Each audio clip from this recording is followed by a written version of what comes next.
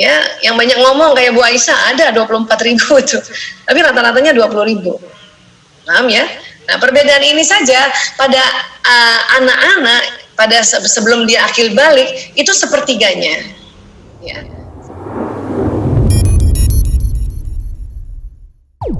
Hari ini saya terutama diamanahkan oleh panitia untuk membahas orang tua hebat, anak hebat, atau membangun peradaban dimulai dari rumah ya. Dan biasanya modul-modul kami atau seminar-seminar kami ini didasari dengan kerja tentang otak. Jadi saya mengizin untuk penjelasan siang hari ini dibantu dengan gambar-gambar slide ya. Baik, saya mohon izin share screen terlebih dahulu. Insyaallah mudah-mudahan sudah terlihat ya. Ya, membangun peradaban dimulai dari rumah. Ini kita tahu persis ya. Namun kita bahas sedikit apa sih itu arti peradaban ya, dari Kamus Besar Bahasa Indonesia. Dasar katanya itu adalah adab ya. Jadi adab ini rupanya diartikan kemajuan atau kecerdasan atau kebudayaan dalam bidang itu ya, kemajuan lahir batin. Ya, jadi kalau dipakai misalnya contoh bangsa-bangsa dunia ini tidak sama tingkat peradabannya, artinya tidak sama kemajuan kecerdasan dan kebudayaannya gitu kira-kira ya. Atau artinya juga sopan santun, budi bahasa ya, dan kebudayaan suatu bangsa. Itu dari asal arti kata dasar dari adab ya. Jadi artinya berarti kalau peradaban mulai dari rumah, berarti kan kita mengajarkan sebuah kemajuan kecerdasan tentang lahir batin dan bagaimana membuat sebuah kebiasaan atau budaya di dalam rumah ya. Terus nanti menyangkut hal masalah sopan santun, budi bahasa, dan apa saja yang membentuk akhlak kita. Inilah peradaban ya. Baik, nah ini adalah gambar otak. Allah menciptakan otak manusia, diletakkan di atas kepala. Ada otak besar dan ada otak kecil. Otak terbagi dua, belahan kanan dan belahan kiri, seperti itu ya. Otak laki-laki lebih berat 100 gram dibanding perempuan. Jadi kalau otak perempuan 1,5 kilo, laki-laki itu 1,6 kilo. Kira-kira seperti itu ya. Nah ini Masya Allah, Allah ciptakan otak di kepala, ini luar biasa ya. Baik, berikutnya ya, dari otak nanti ini lewat batang otak dan nanti yang jalan serabut-serabut, kumpulan serabut saraf itu jalan di tulang belakang, ini yang disebut sumsum tulang belakang. Dan nanti dari tulang belakang keluar serabut-serabut saraf ke seluruh tubuh ya, dengan berbagai macam percabangannya ya. Dan sistem saraf ini kerjanya kayak kabel listrik. Dia membawa pesan dari otak kita, dari indera-indera kita, dan jalan ke seluruh tubuh. Ini luar biasa nih, Masya Allah ya. Jadi misalnya nih otak dilihat dari samping kan ada otak besar dan otak kecil, dan otak terbagi dua ya, kanan kiri. Dan ini yang terbagi menjadi 4 warna-warni ini otak yang besar. Setiap belahan dibagi 4, yang kanan dibagi 4, yang kiri dibagi 4. Ini otak kecil. Nanti jalan sistem saraf ini. Ya. Nah, peradaban yang pertama dimulai pada saat Ananda ini lahir ya, yaitu diazankan dan dikomatkan. Ya. Azan di telinga kanan, qomat di telinga kiri. Dan setiap apapun yang diperdengarkan, diperlihatkan, atau ditangkap oleh indera-indera, nanti akan jalan ke sistem saraf ini. Dan kerja sistem saraf kayak kabel listrik, dia membawa pesan di otak dan juga membawa pesan ke seluruh tubuh ya. Bayangkan bayi lahir langsung diazankan, maka azan itu jalan ya. Kemudian sebelahnya lagi jalan qomat. Ini sudah membangun peradaban dari awal ya. Bahkan sebelumnya mungkin peradaban yang ada kita bisa tanamkan pada seorang janin kita dalam rahim, yaitu ucapan-ucapan, pikiran, perasaan, penglihatan, pendengaran kita, dan perasa kita itu selama seorang ibu hamil itu sudah mulai dibangun itu. Ya, ucapan-ucapan yang baik dan semuanya yang baik itu akan masuk ke dalam janin ya, di dalam rahim seorang ibu. Itu sudah membangun peradaban ya. Dan ini pas lahir, peradaban pertama di dunia adalah diazankan dan dikomatkan. Maka pesannya jalan ke sistem saraf, sehingga badan ini dengan mudah menegakkan sholat ya, dengan mudah senantiasa bersyahadat ya, untuk apa? Meraih ya keberuntungan ya. Baik, dan kemudian di otak ini ada namanya neuron atau kabel-kabel saraf atau sel otak, dan itu terjadi sambungan-sambungan kayak listrik kayak gini. Jadi di dalam itu ada kayak satu komputer itu banyak tali-talinya gitu ya, dan ada 100 miliar. Satu neuron itu kayak satu komputer tercanggih. Nah ini 100 miliar berarti ada 100 miliar komputer di otak kita, ya Allah. Dan dia tersambung-sambung tali temalinya.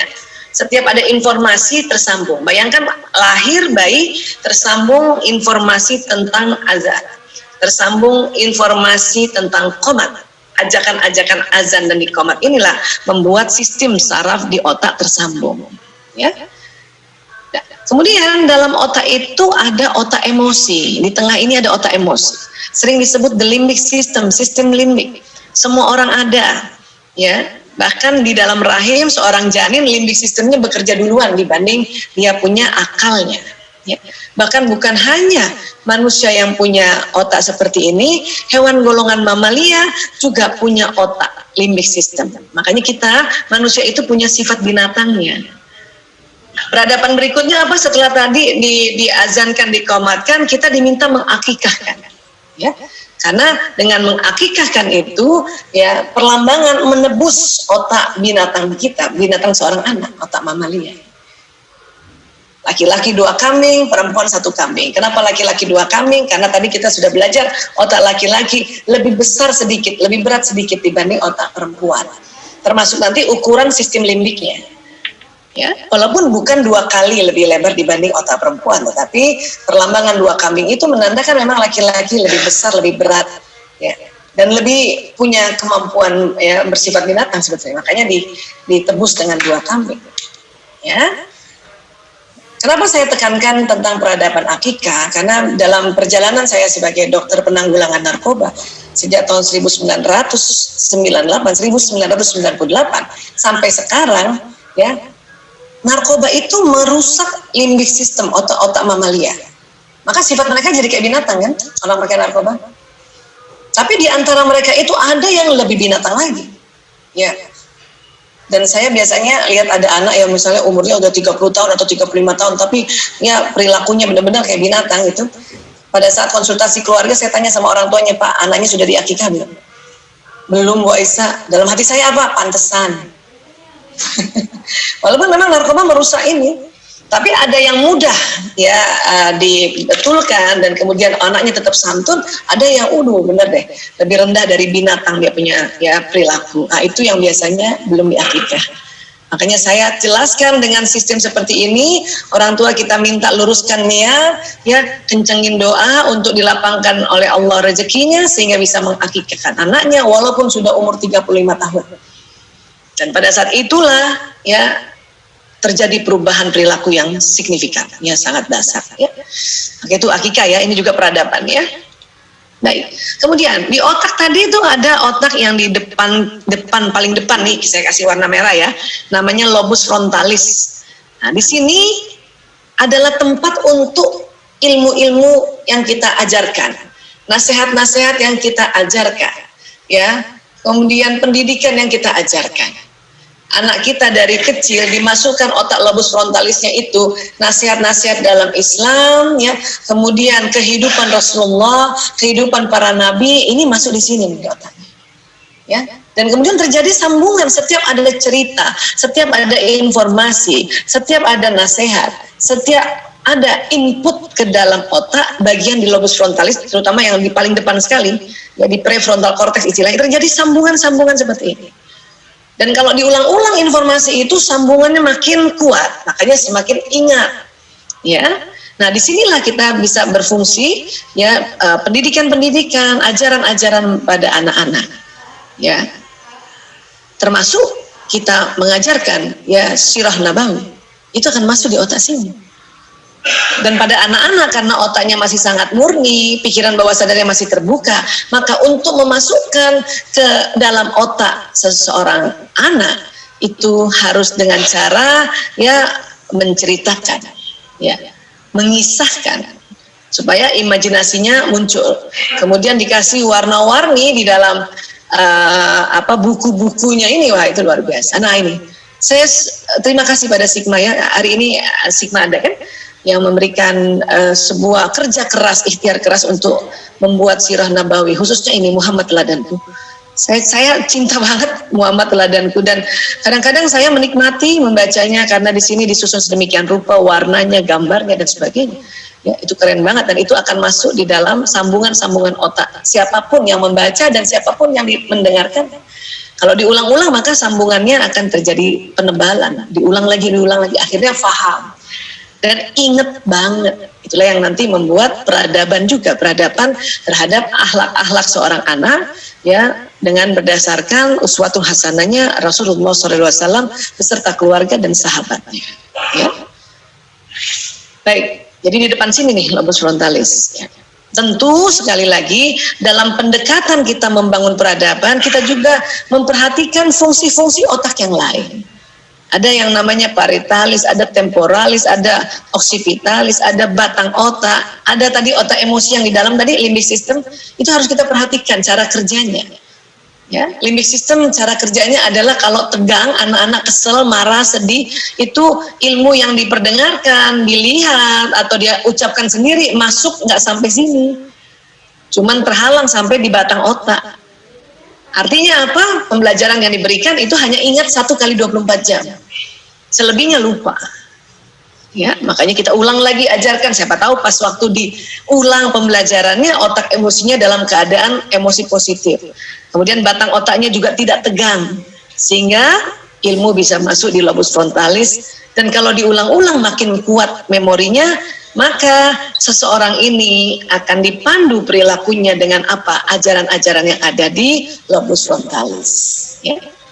Tentu juga kita harus lihat ini parietalisnya nih, lihat di sini. Apa sih isinya di sini? Watak, jenis watak. Apa sih isinya di sini? Bakat. Ya, itu pula yang perlu kita pahami. Ya.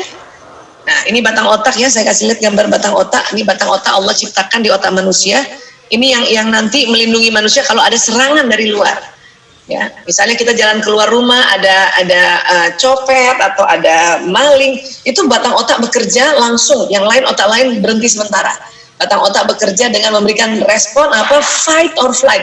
Serang orang itu atau kita kabur, serang tuh maling atau kita kabur, atau dikejar anjing misalnya. Nah, itu kerja batang otak tuh. Ya, ilmu di depan kita tahu bahwa kita harus cintai juga makhluk lain, tapi kalau kita rasanya sedang terserang gitu ya, sedang merasa terancam, maka batang otak yang menegang ini. Makanya kita kadang gitu ya, itu namanya fight, atau kita ambil batu gitu. Itu karena Allah memberikan cara menyelamatkan diri dengan kerjanya batang otak. Ya, untuk itu ya, dalam membangun peradaban, orang tua adalah panutan terbesar. Maka tadi betul banget itu judulnya, orang tua hebat, anak hebat.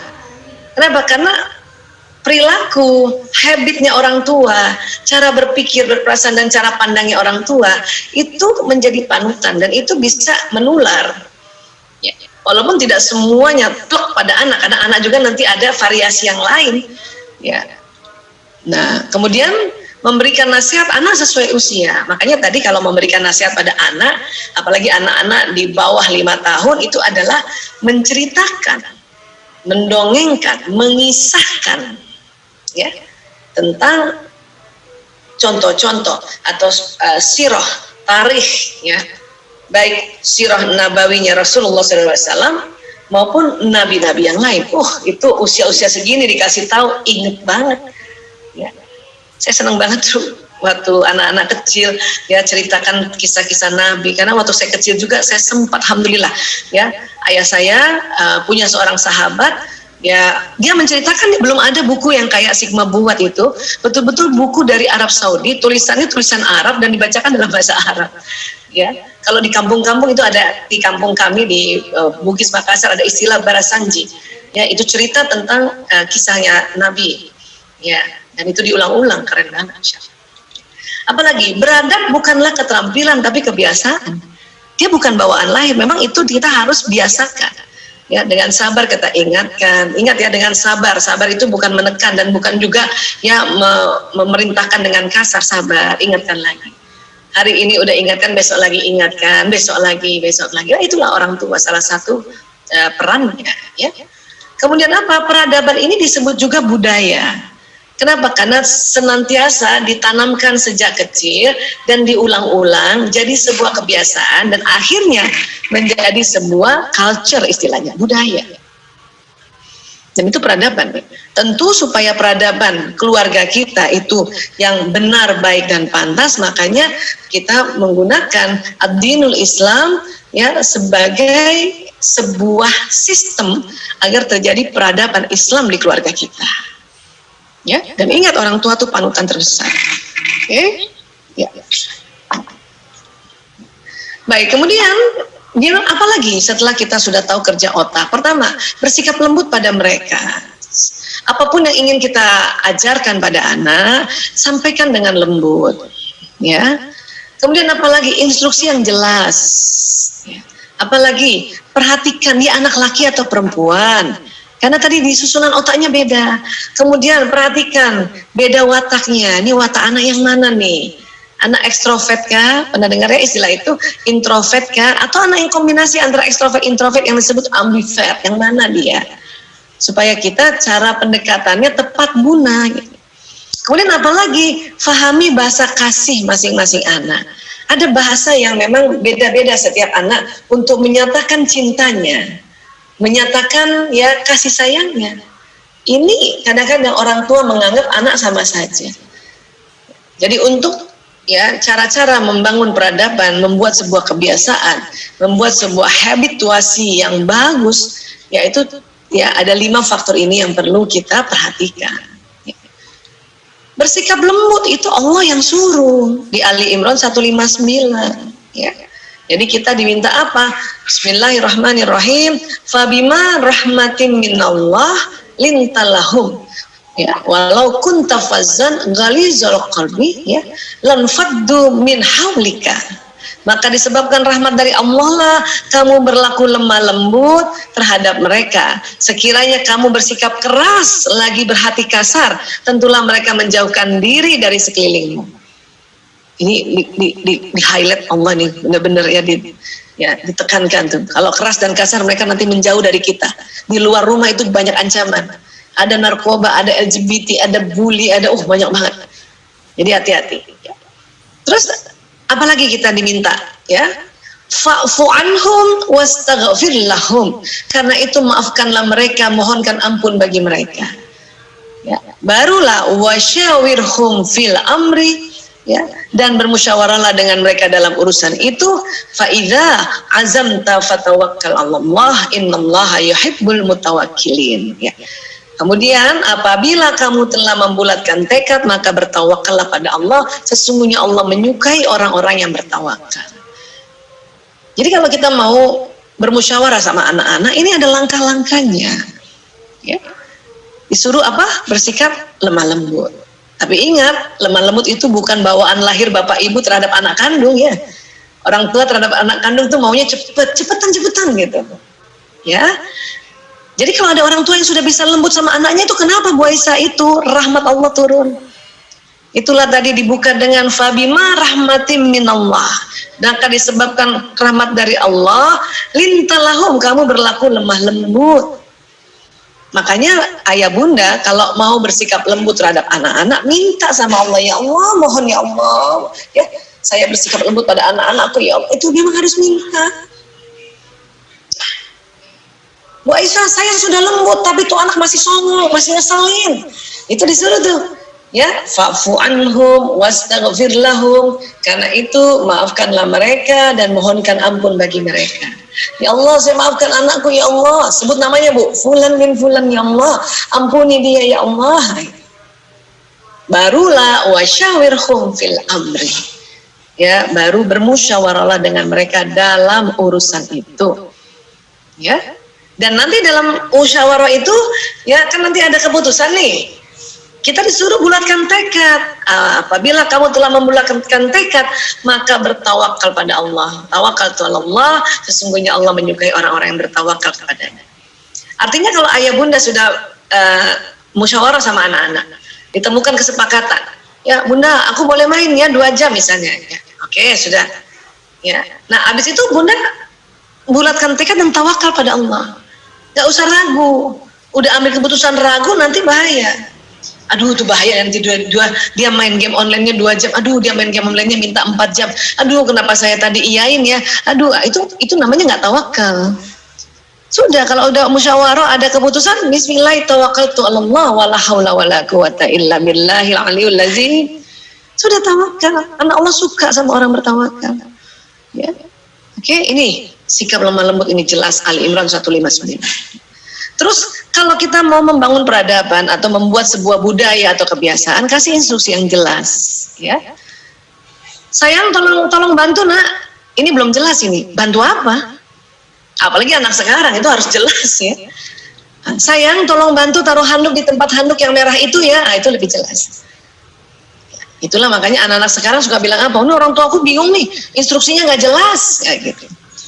Kata orang tua yang sekarang, dulu juga kita gitu, kita ngerti juga. Itu kan dulu bun, ya.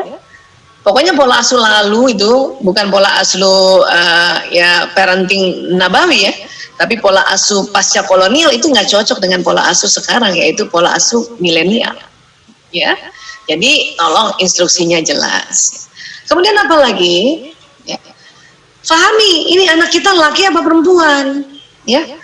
Walaisa zakaru kal unsa, dan laki-laki tidak sama dengan perempuan. Surat Ali Imran ayat 36. Ya, ini memang tidak satu ayat, sepenggalan ayat, tapi itu dahsyat sekali. Ya, sepenggalan ayat ini diteliti oleh ilmuwan seluruh dunia bertahun-tahun, dan memang ternyata laki-laki tidak sama dengan perempuan. Laki-laki tidak identik dengan perempuan. Tapi laki-laki dan perempuan mempunyai peluang yang sama atau setara untuk mendapatkan pendidikan, ya, untuk belajar tentang bagaimana ad-dinul Islam, untuk bisa beribadah, ini setara itu. Ya, jadi kita paham ini. Oke, ini anak laki apa perempuan ya? Gitu. Apa sih perbedaannya anak laki dan perempuan? Nah, ini otak kan tadi sudah terbelah dua ya. Ini belahan kanan, ini belahan kiri. Orangnya hadap sana tuh. Ini tengkuk nih. Kalau kita lihat ini otak kanan kayaknya warna-warni kayak gini, ya, rileks dan bentuknya ini kayak sesuatu yang menyenangkan, kemudian bermain, kemudian teknologi dan sebagainya gitu ya. Itu kerja otak kanan. Otak kiri kalau kita lihatnya otak serius kan, belajar, membaca, berhitung, analisa, detil, mendalam. Ini kiri. Ya. Ternyata ada perbedaan antara otak kiri kanan anak laki-laki dan perempuan dalam perkembangannya gitu. Ya. Nah sekarang ini tentang otak bicara, ya. Laki-laki otak bicaranya cuma di sebelah kiri, perempuan kiri dan kanan. Ini yang mendasari perempuan lebih pandai bicara dan bisa bekerja sambil terus bicara. Ya. Apalagi ditambah dengan ya otak ini. Laki-laki dari 0 hari sampai kurang lebih 20 tahun otak kanannya yang berkembang duluan. Jadi bunda yang punya anak laki-laki masih SD, masih SMP, gak usah heran. Kenapa kok anak laki santai banget? Kenapa kok anak laki senang banget main? Kenapa kok anak laki-laki senang berimajinasi? Kenapa kok anak laki-laki senang gadget? Nah, itu karena kanannya lebih dominan dibanding kanannya perempuan. Perempuan bukan gak suka rileks, tapi laki-laki lebih lagi. Cuma nanti yang membedakan laki-laki perempuan di mana kirinya lagi. Perempuan kirinya sudah seimbang. Makanya anak perempuan masih kecil bisa diajak bicara, diajak menganalisa. Kamu mau pakai baju apa? Aku pakai baju biru aja bunda. Itu, ya. Aku pakai pita pink aja. Itu anak perempuan karena kiri sudah jelas nih. Laki-laki kirinya masih sangat sambungan sarafnya itu sangat sedikit. Sehingga anak laki itu kadang ya dari kecil nggak peduli dia mau pakai baju apa, nggak pernah minta dia. Pokoknya ya dapat baju udah senang. Ya, kerjanya ya main aja terus ya, begitulah. Kenapa? Karena Allah mau membuat otak kanan laki-laki ini ya pada saatnya nanti, pada saatnya dia usia bekerja, kreatif, banyak ide ya. Jadi paham ya bun? Kita memang kadang-kadang nggak ngerti kenapa anak laki-laki suka bermain itu. Setelah ditemukan ini nih, oh kayak gitu ya. Apalagi ngomongnya laki-laki cuma sedikit di sebelah kiri, perempuan kiri kanan.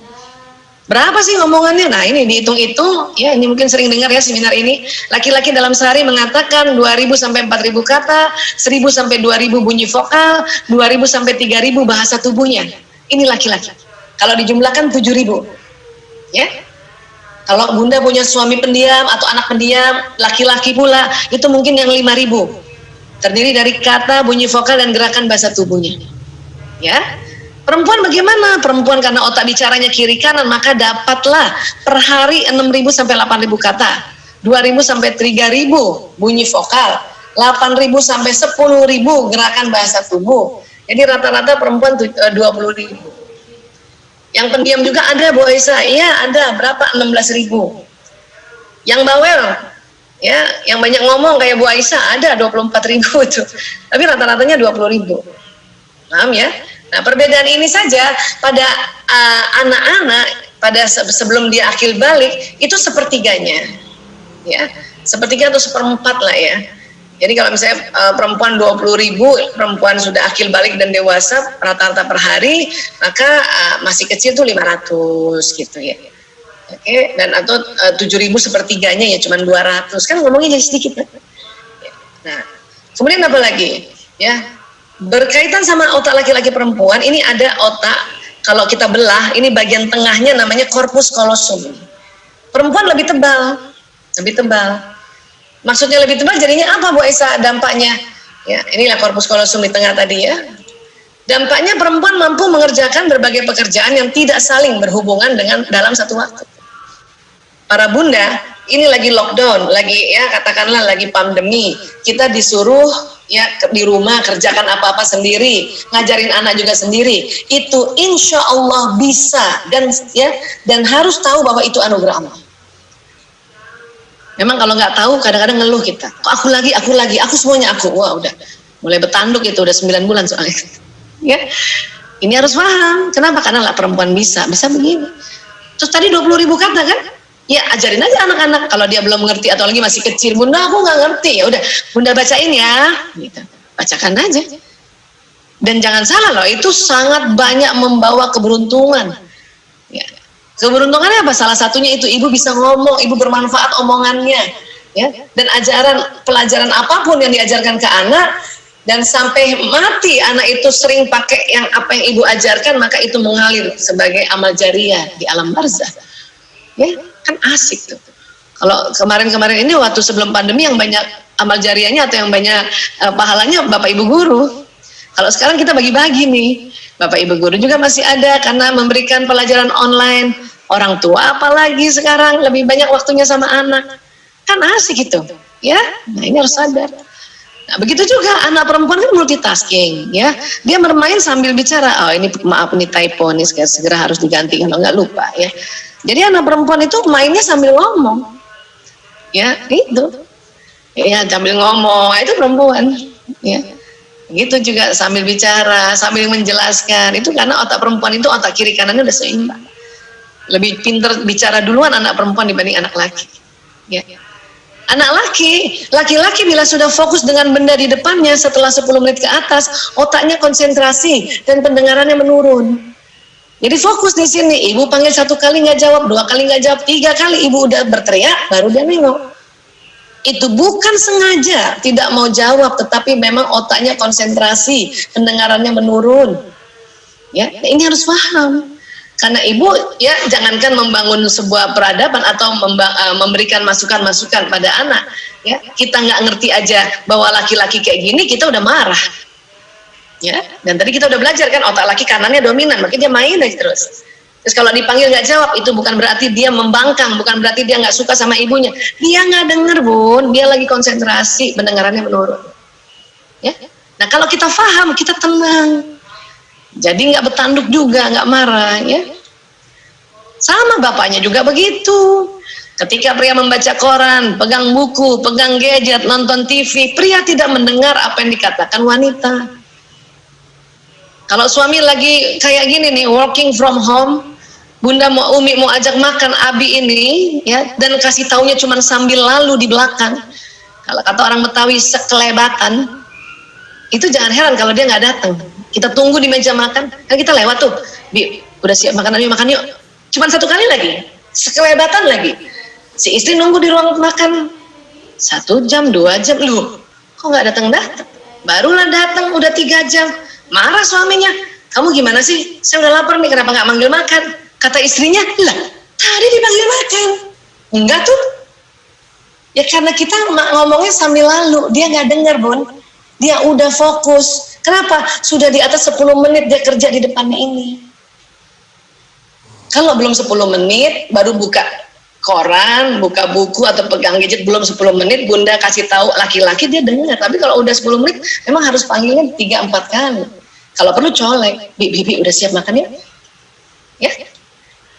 Anak laki-laki juga, karena otaknya itu fokus, lebih fokus pada pekerjaan di depannya. Nggak sambil makan ya, fokus. Makanya chef laki-laki makanannya lebih enak sebetulnya. Kenapa? Dia fokusnya sambil ngomong. Walaupun laki-laki, chef laki-laki mau ngajarkan cara makan, antara dia ngerjain di sini sama ngomong itu berhenti dulu, ya. Pemirsa, gitu ya. Kita potong-potong ikannya, ya. Lalu tambahkan garam. Itu laki-laki. Kalau perempuan, pemirsa, kita potong-potong ikannya, baru tambahkan garam, itu bisa dilakukan. Karena perempuan bisa mengerjakan ya lebih dari satu pekerjaan dalam satu waktu. Oke. Terus apalagi memperhatikan mata perempuan sama mata laki-laki beda ya, jangkauan penglihatan kiri kanannya. Perempuan lebar, laki-laki sempit. Tapi laki-laki ke depan panjang, perempuan pendek. Ini harus paham. Ya. Kenapa? Karena kalau nanti kita punya anak laki-laki ya lagi di rumah terus mau cari barang susah. Kenapa? Barangnya ada di samping sini, anak laki nggak lihat. Kalau perempuan mudah mencari barang di kulkas, matanya lebar. Datang anak laki, bun, mentega mana bun? Kata ibunya, ada di kulkas nak. Nggak ada bun, ada nak, nggak ada. Nah, gemes kan ibunya kan? Ibunya cari ada. Kenapa? Karena mentega, kacang, selai dan sebagainya itu simpannya di samping. Dia nggak lihat, matanya lurus. Terus apa kata ibu-ibu? Ini. Makanya cari pakai mata, bukan pakai mulut. Nah, dimarahin lah. Laki-laki kalau dibilang cari pakai mata, tersinggung. Kenapa? Karena dia sudah pakai mata, cuma matanya lurus. Ya. Laki-laki juga kadang-kadang nggak ngerti kalau matanya beda sama perempuan. Apalagi kita perempuan juga nggak ngerti. Ya. Jadi gimana dong? Nah, kalau mau membangun peradaban, kita sudah tahu bahwa laki-laki matanya lurus. Bunda kalau anak sudah bilang, ya nggak ada bun, coba tengok dulu ke kepalanya ke kanan, ya. Nah, karena kita tahu dia kalau lurus nggak bisa lihat, ya. Tengok ke kanan, nak. Nah, kasih instruksi yang jelas. Tengok ke kanan, nak. Ya, itu semua ada di pintu, dalam pintunya kulkas. Perempuan nggak apa-apa, jelasin aja sepanjang-panjangnya. Orang ngomongnya banyak 20.000. Kalau laki, udahlah matanya lurus, ngomong sedikit. Iya. Itu juga bikin kesel ya kalau kita nggak paham. Baik, kemudian mengenal pembawaan manusia. Dalam Al-Isra ayat 84, Bismillahirrahmanirrahim. Qul kullu ya'malu ala syakilatih. Farabbukum a'lamu biman huwa ahda sabila. Ya. Setiap orang berbuat sesuai dengan pembawaannya masing-masing. Maka Tuhanmu lebih mengetahui siapa yang lebih benar jalannya. Pembawaan masing-masing. Jadi Allah sudah setting duluan memang. Di dalam seorang janin itu, dalam janin itu udah ada ya wataknya masing-masing. Dan watak itu turunan genetik. Dan semua watak bagus. Disinilah Allah berfirman, Farabbukum a'lamu biman huwa ahda sabila. Maka Tuhanmu lebih mengetahui siapa yang lebih benar jalannya. Jadi kita nggak boleh menghina watak lain. Bapak ibu wataknya beda, anak-anak lebih dari satu wataknya beda-beda. Tapi karena watak genetik, coba perhatiin itu wataknya siapa tuh anak kita tuh. Ibu-ibu kadang-kadang ngeluh terhadap watak anaknya, taunya itu sama ibunya kan gitu. Seorang bapak ngeluh ya karena watak anaknya, taunya pas dilihat-lihat, sama watak bapaknya. Ya, nah inilah yang harus kita pahami. Oke? Terus apa sih yang ada di dalam otak ini di sini di daerah lobus parietalis ini ada jenis watak. Jenis watak itu setiap orang dua jenis watak dasarnya tuh ada di sini. Tapi nanti kalau kita sudah mulai belajar sampai usia kita dewasa, ada watak lain yang kita pelajari dan masuk di sini lobus frontalis. Jadi semakin kita usia tua itu serasa kata semua jenis watak ada di diri kita. Tapi yang watak dasar yang ada di daerah lobus parietalis ini itu bawaan lahir dan itu harus dikenali. Termasuk kita membangun peradaban di rumah, kita harus tahu anak kita tuh wataknya apa. Apa dia punya kekuatan, apa dia punya kelemahan, gitu. Karena ada semua di sini. Ya. Dalam surat Asy-Syam ayat 8 sampai 9, ya. Fa'alhamaha fujuraha wa taqwaha, ya. Dan maka Allah mengilhamkan kepada jiwa itu jalan kefasikan dan ketakwaannya. Ini namanya kelemahan dan kekurangan ini, kekuatan ya. Ini ditemukan oleh ilmuwan loh. Watak itu ada kelemahan dan kekuatannya. Sudah disampaikan, sudah difirmankan oleh Allah dari surat Asy-Syams ini. Diilhamkan apa? Kefasikan dan ketakwaan. Ya. Qad aflaha man zakkaha. Sesungguhnya beruntunglah orang-orang yang mensucikan jiwa itu. Itulah kita perlu tahu apa sih jenis watak kita, jenis watak pasangan, jenis watak anak-anak. Apa kekuatannya, apa kelemahannya, supaya kita bisa ya menjadi orang beruntung, karena kita itu tadi dalam rangka mensucikan jiwa, jadi tahu watak itu beruntung. Ibu-ibu ada yang tanya, Bu Aisyah, kalau kita nggak kenal watak anak dengan kita kenal watak anak, itu lebih bagus mana? Ya lebih bagus kalau kita kenal watak anak. Beruntung, jelas beruntung. Ya, beruntung, Masya Allah. Ya. Nah, kalau kita pernah, ayah bunda barangkali pernah dengar ceramahnya aku ya, saya kan biasanya dipanggil Bu Isa ya, atau pernah juga ikut IG-nya kan sering nih dapat. Kalau kita mau tahu watak kita yang mana, coba pakai metode ini atau tes watak yang cepat ini.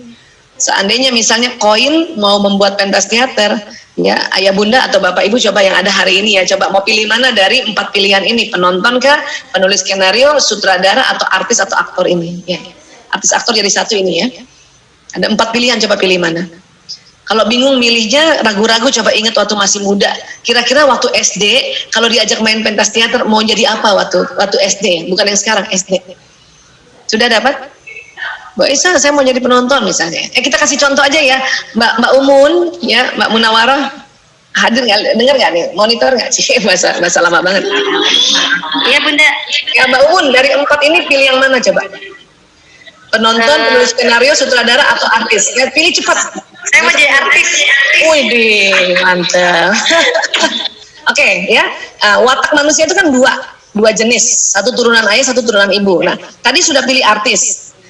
Berarti ada 3 pilihan lagi yang bisa dipilih. Coba pilih satu lagi dari 3 pilihan selain artis tadi. Boleh?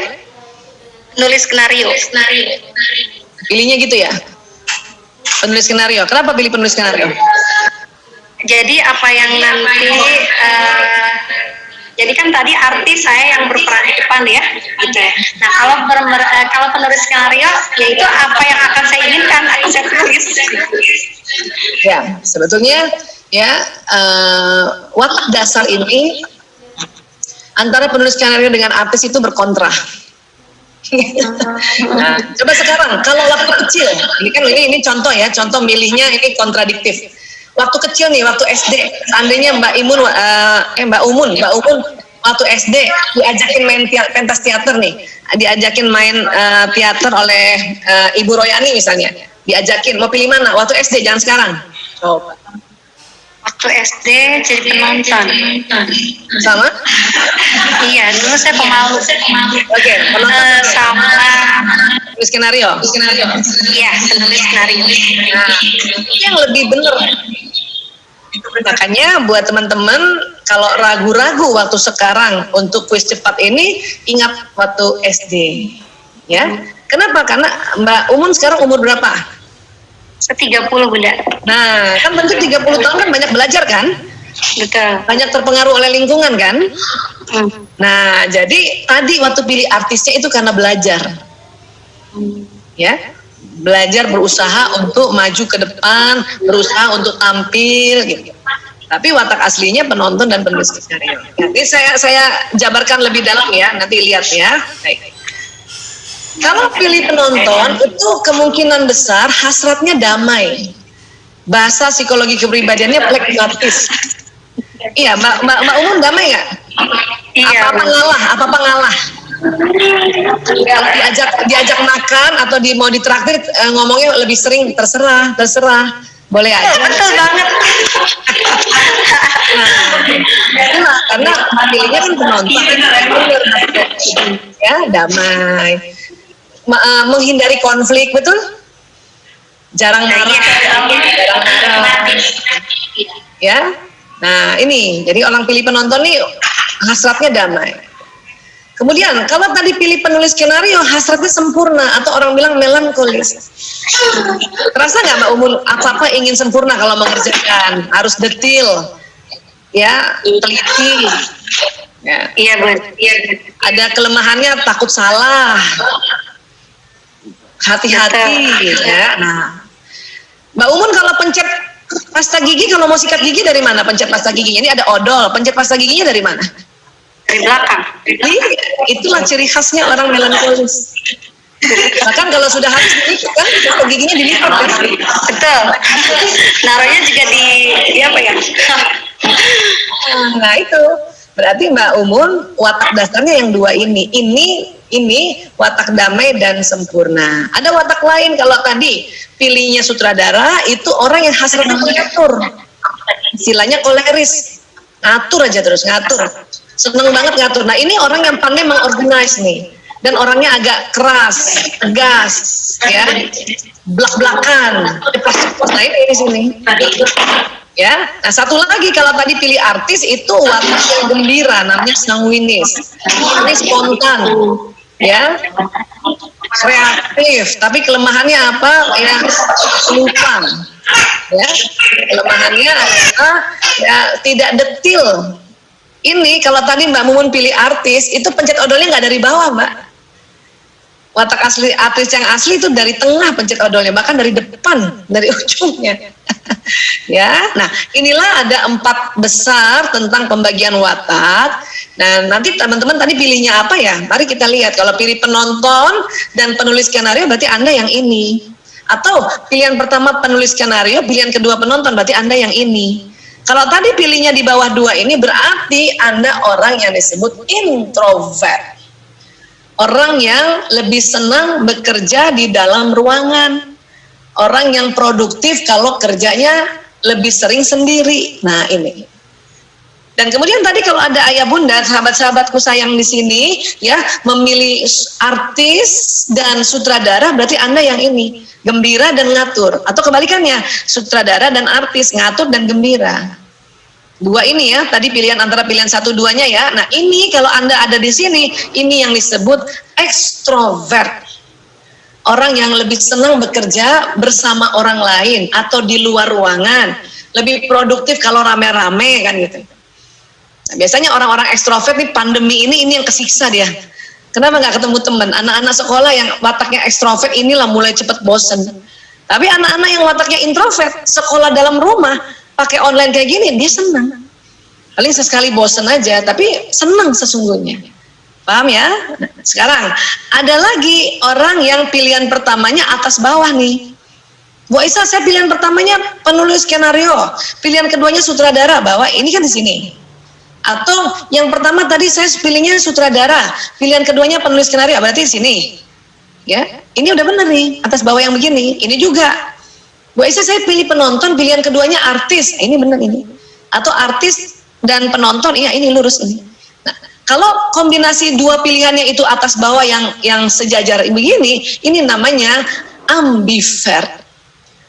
Ya, sikapnya adalah tergantung situasi. Kadang bisa kerja sendiri, kadang bisa kerja rame-rame. Nah itu.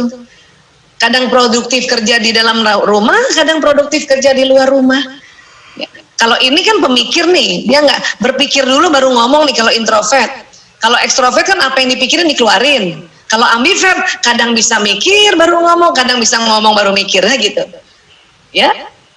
Tadi saya katakan waktu Mbak Umun pilih penonton, pilih artis dan penulis skenario, ini bersilang begini. Watak dasar nggak ada bersilang begini. Pasti salah satunya karena belajar, maka saya ulang lagi tadi, coba ingat waktu SD. Benar, ternyata pilih ini. Gitu. Walaupun kita bisa belajar watak yang ini, cuman bukan watak dasar, itu watak pembelajaran. Semakin sering kita belajar, semakin sering ikut taklim, semakin sering ikut seminar, pengembangan diri dan sebagainya, nanti terasa 4-4-nya ada. Oke, nah ini tentang watak ya. Sehingga kalau kita mau membangun peradaban, maka kita harus tahu watak anak seperti ini. Udahlah kita lembut, sudahlah kita tahu ini anak laki atau perempuan. Ya tadi cuma sekilas saja saya jelaskan lagi perempuan, dan sudahlah juga kita tahu ini watak anak saya yang ini. Perhatikan apa? Perhatikannya hasratnya. Ya. Jadi kalau kita punya anak damai, anak yang penonton, dia hasratnya damai, maka sampaikanlah dengan damai. Nah, kalau kita tahu anak kita pilihan pertamanya penulis skenario dan kita sudah lihat dari awal itu, mulai dari pencet odolnya aja selalu rapi, maka dia hasilnya sempurna. Maka kalau kita ingin menanamkan ajaran-ajaran, ya sampaikan dengan sempurna. Ya, coba searching tentang apa nama definisi dari apa yang kita sampaikan, apa itu maksudnya merapikan tempat tidur, sampaikan sempurna. Gitu. Ya. Tapi kalau kita tahu anak kita yang suka ya tegas, ya agak cepat maunya dan senang memimpin atau senang ngatur, berarti anak ini memang watak yang senang mengatur, dia pandai mengorganize. Maka pendekatan sama dia juga adalah pendekatan yang sama-sama pimpinan ketemu pimpinan gitu. Ya. Nah, kalau kita tahu anak kita yang gembira, apa-apa gembira, dia ramah, kalau ketemu orang cepat juga membaur, ya. Maka kalau kita mau ajarkan sesuatu, sebuah kebiasaan di rumah, sampaikan dengan gembira. Dan tentu mereka senang dengan pujian ini. Ya, paham ya? Nah, jadi kita harus kenal watak anak, ya, dan dengan seperti ini kita akan lebih memudahkan. Ya. Baik, saya mending sekarang buka aja tanya jawab supaya nanti kita perdalam lagi, ya. Silakan buat ayah bunda, sahabat-sahabatku semua ada yang ingin.